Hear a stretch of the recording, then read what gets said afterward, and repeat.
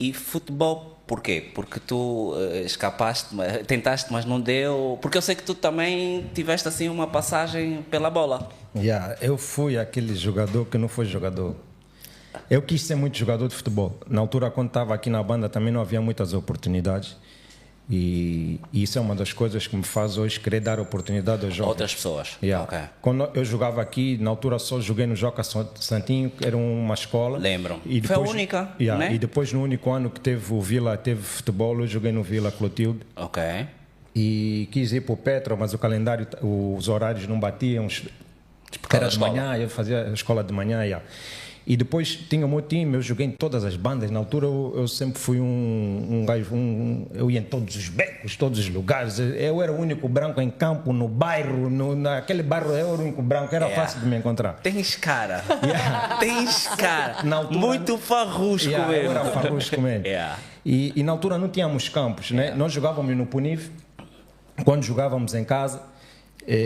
Hoje o Puniv puseram lá uns passeios, uns mambos à toa, já não tem campo. Jogávamos no campo da rádio, hoje é estaleiro, que eram os campos em casa. E por último, o nosso campo em casa era no Gica, agora é prédio. É prédio. Fora era todas as bandas, Prenda, Barro Prário, São Paulo, onde fosse fora. Mas em casa eram essas, já tínhamos dificuldade. Normalmente até tínhamos que lutar sempre antes para ver quem é que vai jogar o campo.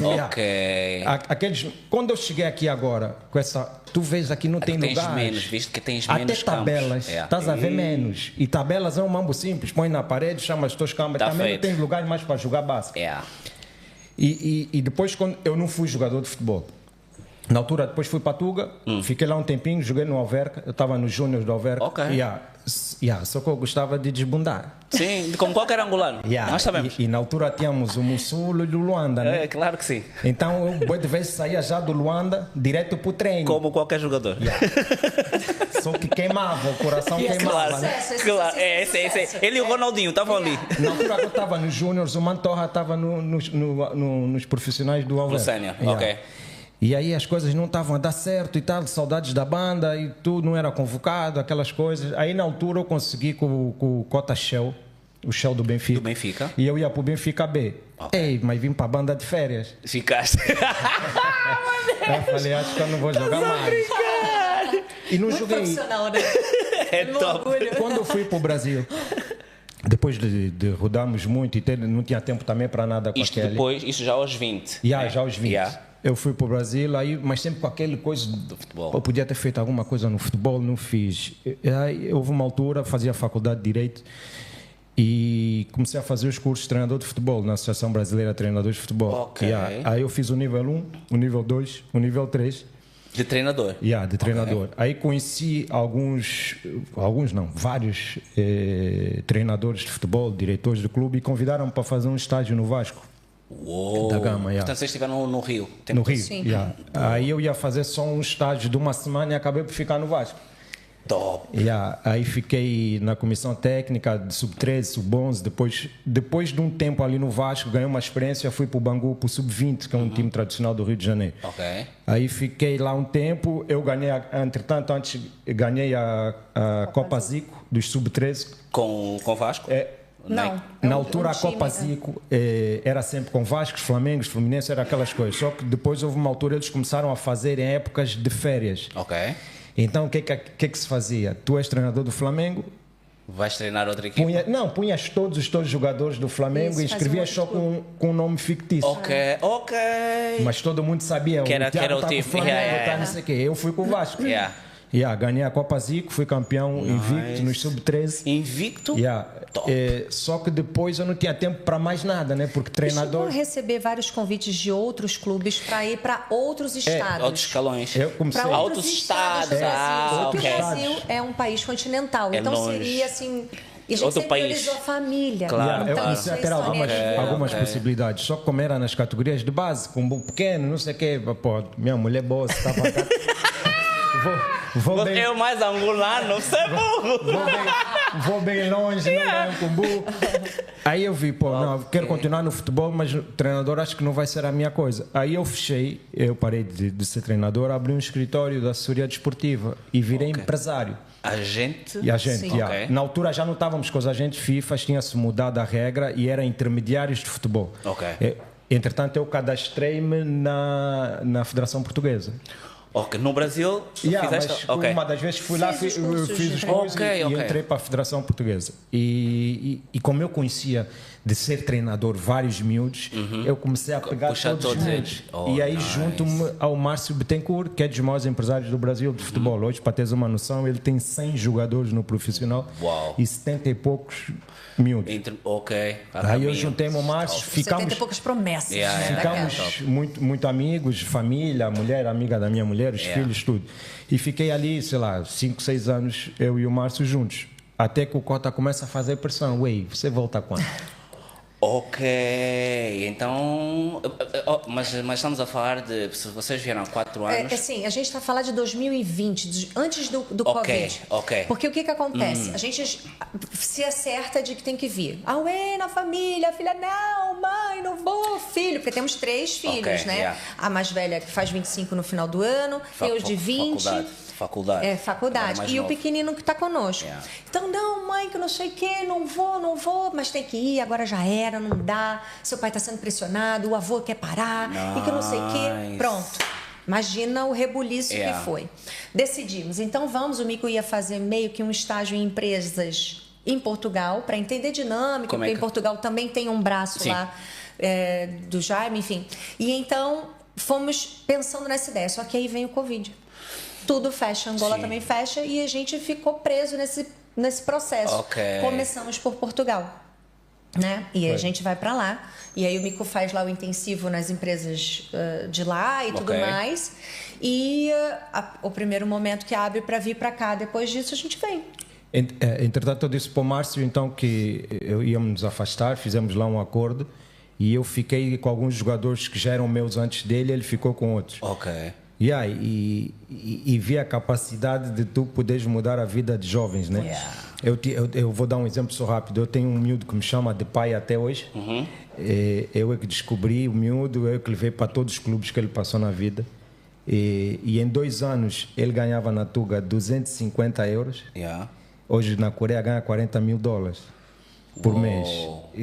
E eu pensei, posso fazer isso com os meus angolanos também. Olha isso, imagina a possibilidade. Só que eu sei que é difícil, porque de 10 que eu já tentei, 2 mudaram. Outros não mudaram, mas é o que eu disse para aquele. Graças a Deus, não sou hipócrita, eu estou bem financeiramente. E dá para poderes fazer essas Então vamos fazer para ajudar os miúdos, independente de dar retorno, de não dar retorno. É mais para projetar, porque para ver o meu retorno que eu penso é o seguinte: se eu levar agora o Tiago, lá fora amanhã, depois de um tempo, quando vender o Tiago, o combo que vier eu vou pôr no Kiala de novo. E se hoje tem 80 putos lá, amanhã vou ter 160, vou ter 200, vou ter 300. Essa é a intenção mesmo. E estás com uma fezada do caraças, porque nós estamos atualmente com uma leva de talento. Eu acho. E todo mundo está atrás. Tem muitas pessoas que se destacam. E o principal, o angolano, ele é muito resiliente.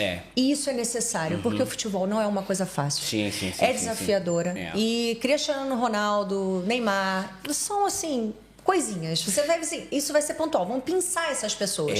Mas a maioria, a história de todos esses meninos no futebol é muito sofrida. E mesmo a do Cristiano e a do Messi, eu estou constantemente a dizer. E hoje nós vemos, se calhar o Messi não tanto, mas ainda hoje tu vês.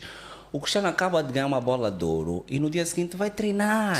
Não é porque o Mussulo, vai treinar. Estás a ver? E se tu tivesse... Assim criticaste uma Mussulo.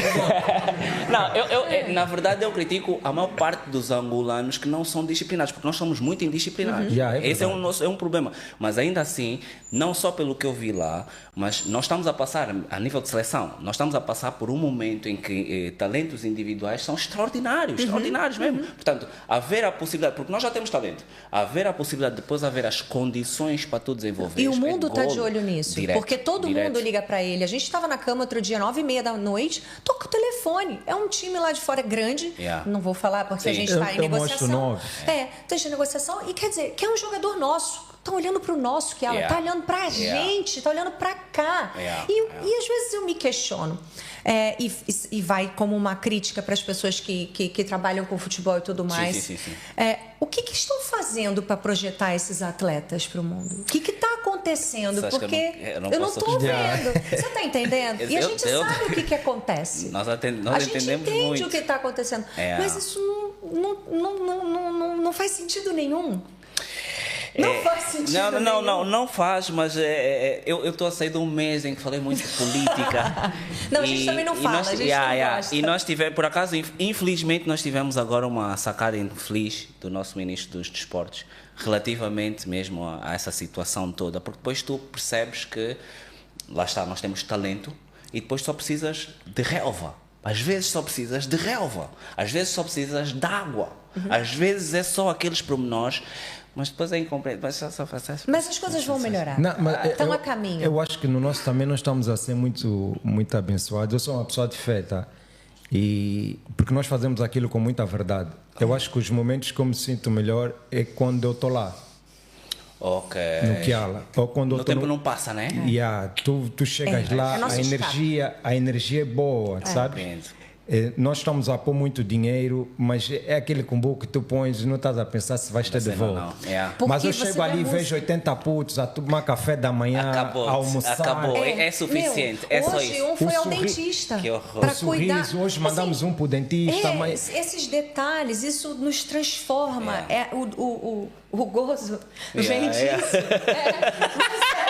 O brasileiro não entende, mas isso vem disso que a gente sente na alma. E a gente não faz esperando, mas vai acontecendo. É como uma mágica, um brilhinho que acontece. E o Kiala surge de uma... A gente já tinha o desejo, né? E o Mico sempre recebeu propostas por estar envolvido com futebol e saberem da história financeira da família. Coisa. De um clube, não quer comprar um clube tal, não quer comprar um X, sei o quê. Cheio de história, cheio às vezes de dívidas, cheio de questões. Sim. E eu ficava martelando nele, você tem que realizar teu sonho. Você tem que realizar seu sonho. Você tem que realizar seu sonho. Uma vez eu vi uma entrevista da Adriane Galisteu falando do Ayrton Senna, que ele morreu sem realizar sonhos simples. E esse sonho, esse sonho não era inalcançável, não era um sonho impossível, era realizável. E eu dizia para ele assim, amor, se você sair dessa vida e não escrever um livro de futebol, se você não jogar, fazer qualquer coisa que se destaque no futebol, gente, eu não vou acreditar em mais nada, porque não é possível. De tanta ele paixão é uma pessoa de coração bom, é uma pessoa sensacional, ajuda o próximo. Quem é amigo dele sabe que ele é amigo como irmão. Ele é um ótimo marido, um ótimo pai. Ele ama futebol. Ele não ama mais nada, tá? Tá? Ele vai pra reunião, ele faz os negócios com o pai, valeu pai, é quase assim um clique. Mas o que ele ama mesmo é futebol. E se a gente tem que fazer o que a gente ama, isso não dá certo? Não tem sentido. Aí um dia ele vai num terreno da Comalto para visitar alguma coisa assim do trabalho e vê lá os miúdos jogando. Chega em casa e fala, amor, tu não sabe o que eu acabei de ver. Um terreno largado lá, não tava fazendo nada, sem projeção de não sei o que. Os miúdos jogando. Falei, amor, é um sinal. Eu já dos universos? Os dois. Apanharam-se os dois. Meu Deus. Isso é um sinal. É Deus falando com a gente. Esses miúdos foram entregues por Deus. E a história do que ela nasce em outubro de 2023, os 5 meninos jogando numa bola à toa, assim, toda de meia, o quê? Ali no meio. Top. Olha, 2 coisas. Há bocado falavas sobre o teu marido. Quando eu anuncio que vou receber alguém, eu recebo algumas informações sobre os convidados. É muito aleatório. E é engraçado porque recebi 2 opiniões sobre ti, que é tipo... Esse cote é muito fixe, mas tipo, quando vê o fixe, eu não é o que é, mas esse cote é muito fixe, tipo, não tens merdices. Não tens merdices para merda nenhuma. É mesmo, é o que é e pronto, a vida é isso. Então, estás bem entregue, porque estás com uma garina que nunca vai te deixar parar. Tens noção, né? Tens noção que esse é o dínamo, mesmo quando tu tiveres a flor, quando vai com tu, não tens como, mas isso já aconteceu algumas vezes. Quando eu tenho, tipo, não vou dizer depressão, mas aquelas... momentos menos positivos. Ela só falta me dar chapada. Ela é que me levanta e fala, vem. Exatamente. Né? Mas eu gosto, eu acho que o eu crescer aqui em Angola, numa altura de dificuldades, porque tu poderias na altura ter combo, mas tava dificuldades. E eras igual a todos. Eras igual a todos. Igual a todos. E gasosa não vendem quase lado nenhum. O velho tranca as gasosas no bar, senão vai acabar rápido. Assim mesmo. Assim mesmo. Traziam um chocolate garoto do Brasil para conseguir. Você vai aqui. visitar, eu tinha um tio que ia lhe visitar só porque sabia que ele chegou de fora, porque você não encontrava as coisas. E então tu cresces com uma simplicidade que hoje muita gente não tem. E eu cresci com isso, né? E depois quando eu comecei a ter as coisas e a ter acesso, e eu frequentava o 880, o Camba que não tem nada, e lá em cima com os bosses. E eu adorava estar, esse final de semana, eu vou desbundar com os meus Camba que não tem combo, e vou trazendo aqueles que têm massa, para baixo. Vamos indo aqui no Popula, curtir esse mambo aí, o Madê está a entrar assustado, você relaxa, estás em casa. E no final de semana seguinte, pegas aquele que não tem combo, vamos curtir um mambo da Elite, ele está a gasoso esse preço, É isso mesmo. E tu cresces com uma simplicidade. Quando tu começas a ter combo, já te encontrou a pessoa. O dinheiro já te encontrou a pessoa. Eu não conseguia ter 2 relógios. O velho dava um relógio, o antigo já ia numbrado. Entrou um tênis, esse tênis vai ali. Chegou uma altura, o velho me deu uma moto nova de antiga. O velho falou: você também não não é assim. E ele não queria me deixar comprar um carro. Eu acho que é essa simplicidade, por isso é que eu vejo até Cambas, né? Hoje tem um pouco, eu falo sempre, são 3 coisas: poder, dinheiro ou fama. Basta ter uma, as pessoas já começam mudar um bocado. E normalmente, certas vezes, vêm as 3 juntas. E aí, que se tu não estás preparado, e tu vês o teu brada mesmo, ele não vai ser armado contigo, né? Mas ao lado, tu vês microexpressões. Está diferente, e tem vários aqui. Posso começar falando? Não pode. Isso me deixa triste. Não fala, me deixa, eu até me afasto um pouco e tal. Tu vês que ele está com o nariz em pé, não sei o quê. Ele não tem mais nada, que é nessas tal 3 coisas. Mas a maneira que ele está, eu já falo, não, esse apodreceu. Mas achas que também... isso acontece em qualquer lugar, mas eu acho que aqui em Angola é potencializado isso. Sim, não sei por quê. Eu vou buscar um bocado da tua... Porque é na altura em que tu estás a criar o caráter, a personalidade, que foi a altura dos 20 anos aqui, que tu te fizeste homem. E, portanto, ou tu te fazes homem arrogante, ou tu tinhas essa oportunidade, que é estás aqui, estás ali, e para ti é normal. Portanto, o que não é normal é tu seres como tu és.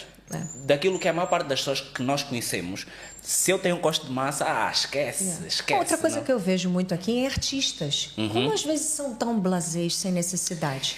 E no Brasil, eu falo com artistas que são mundiais. Mas são os antigos. Os novos... assim, tem umas coisas aqui que eu fico assim, gente, eles estão achando... Não é preciso isso tudo. Que perigo.